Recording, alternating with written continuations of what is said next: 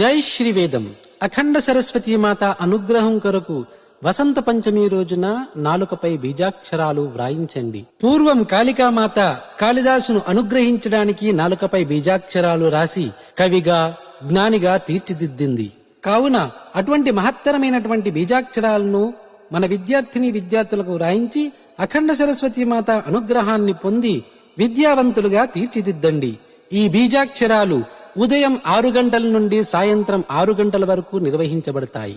బీజాక్షరాలు రాయించుకోవడానికి వచ్చినటువంటి భక్తులకు మధ్యాహ్నం పూట కమ్మని భోజనాలతో అన్నదాన కార్యక్రమం కూడా నిర్వహించబడుతుంది. చిన్నపిల్లలు ఆడుకోవడానికి ఆట వస్తువులు కూడా ఉంటాయి. నిజామాబాద్ నుండి బాసరకు వెళ్లే మార్గంలో బాసర బ్రిడ్జి రాకముందే ఎంచా గ్రామమునందు ఈ బీజాక్షర క్షేత్రం దర్శనమిస్తుంది. ఈ వసంత పంచమి రోజున అన్నదాన కార్యక్రమానికి భక్తులు తమ వంతు సహాయ సహకారాలని అందించవలసిందిగా ప్రార్థన.